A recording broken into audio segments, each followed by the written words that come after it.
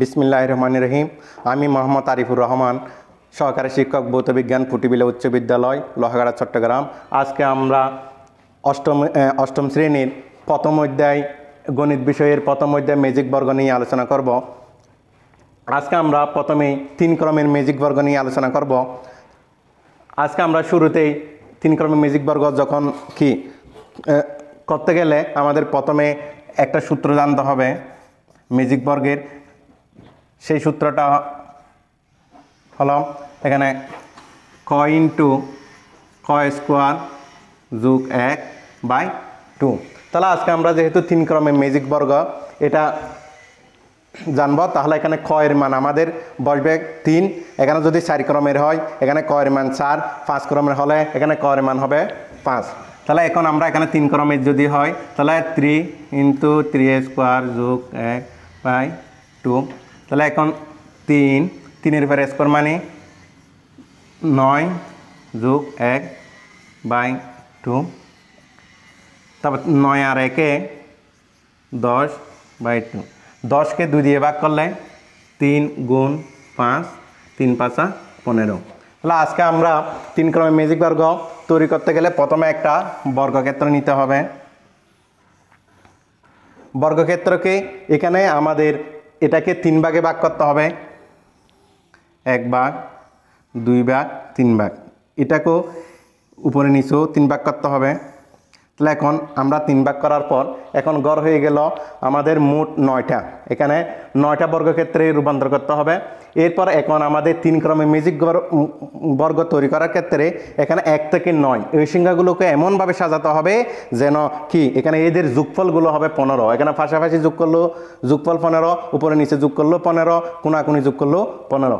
এখন আমাদের এখানে বেজুড়, এখানে আমাদের যদি 3 ক্রমের, 5 ক্রমের, 7 ক্রমের অথবা 9 ক্রমের এরকম বেজুড় ক্রমের যেগুলো হয় সবগুলো এই একই নিয়মের হবে। তাহলে এখন আমাদের শুরু করতে হবে প্রথমে উপরের সারি। তাহলে উপরের সারিতে আমাদের বর্গ হলো কয়টা? 3টা, 1টা 2টা 3টা। তাহলে ঠিক মাঝখানের গড়টাতে 1 দিতে হবে। প্রথমে 1 দেওয়ার পর এরপর আমাদের কোনাকুনি উঠতে হবে। তাহলে এখন আমি যদি এই কোনায় উঠি তাহলে এখানে আমরা দেখতেছি এখানে কোনো গড় নাই। তাহলে এখানে কোনাকুনি উঠার পর তারপর এখানে যেহেতু গড় নেই আমাদের হয়তো সামনে আসতে হবে, না হয় নিচে নামতে হবে। নিয়মটা এখানে এটা কোনাকুনি উঠার পর এখানে যদি আমি সামনে আসলে এখানে এখানে কোনো বর্গক্ষেত্র নাই। আবার যদি নিচে আসলে এখানে বর্গক্ষেত্র আছে। তাহলে এখানে বর্গক্ষেত্রে কোথায় আসতে হবে? একদম নিচে চলে আসতে হবে। আর এদিকে আসলে সামনে আসলে একদম সামনে চলে আসতে হবে। তাহলে এখন যেহেতু আমাদের সামনের দিকে নাই তাহলে আমরা এই সামনে যাব না। এখন আমরা এই কোনাকুনি উঠে এই কোনাকুনি উঠে ঠিক নিচে একদম নিচের সারিতে নিয়ে চলে আসবো। তাহলে এখানে এই সারিতে দিতে হবে 2। এরপর 2 দেওয়ার পর আবার কোনাকুনি উঠতে হবে। এখানে কোনাকুনি উঠার পর এখানে আমি সামনে আসার জায়গা আছে, কিন্তু এখানে নিচে হলো এদিকে কোনো বর্গক্ষেত্র নাই। তাহলে এখানে নিচে নামানো যাবে না। তাহলে ঠিক একইভাবে এখানে কোনাকুনি উঠে এই সামনের সারিতে একদম এখানে চলে আসতে হবে। তো এখানে হলো 3। এরপর এখানে 3-এর পর একইভাবে কোনাকুনি উঠার এখানে দেখছি সংখ্যা আছে। তাহলে এখানে আমি এদিকে এই ঘরে যেতে পারতেছি না, কারণ এখানে সংখ্যা লেখা হয়ে গেছে। তাহলে এটা যখন এদিকে যাওয়া যাবে না, নিচে একদম নিচে নামতে হবে। তাহলে 3-এর পর এরপরে 4 হবে, যে এখানে এর নিচেরটা নেমে যেতে হবে। এখানে যাওয়া যাচ্ছে না যে এই জন্য। এরপর পর্যায়ক্রমে 4-এর পর এখানে এর কোনাকুনি উঠলে এই ঘরটা খালি আছে, তাহলে এটা হবে 5।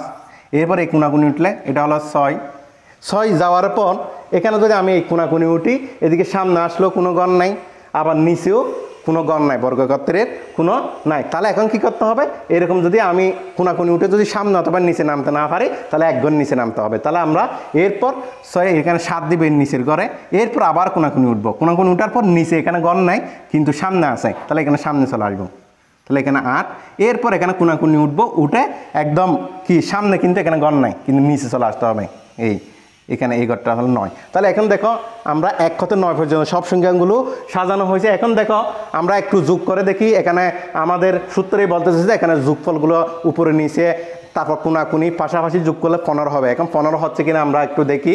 এখানে দেখো 8 আর যুগে 8 আর 1 কত? 9, 9 আর 6 কত হয়? 15। তাহলে এদিকে হচ্ছে কত? 15। আবার একইভাবে এখানে দেখো 3 আর 5 কত? 8, 8 আর 7 15। আবার এদিকে দেখো 4 আর 9 13, 13 আর 2 কত? 15। আবার একইভাবে আবার উপরে নিচে দেখি 8 আর 3 11, 11 আর 4 15, এদিকে উপরে নিচেও আবার 1 আর 5 6, 6 আর 9 15, 6 আর 7 13, 13 আর 2 15, আবার দেখো কোনাকুনি দেখি 8, 8 আর 5 8 5 13, 13 আর 2 15, এখানে কোনাকুনি হিসাব করলো 15, আবার এই কোনা হিসাব করি 6, 6 আর 5 11, 11 আর 4 15, অর্থাৎ এখানে যেদিকে হিসাব করো না কেন উপরে নিচে পাশাপাশি কোনাকুনি যেদিকে যোগ করবে না কেন এখানে যোগফল 15 হবে।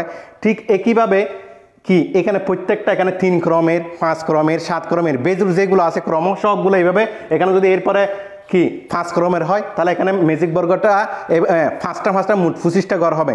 25টা ঘর হওয়ার একইভাবে এই নিয়মেই এখানে দেওয়া যাবে 5 ক্রমের 7 ক্রমের এইভাবে কি একইভাবে করা যাবে।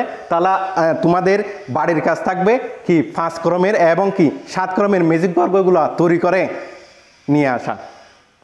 এই বলে আমি এই আজকের এই অধ্যায়ের 3 ক্রমের ম্যাজিক বর্গের অর্থাৎ প্যাটার্নের অধ্যায়ের এটা শেষ করলাম।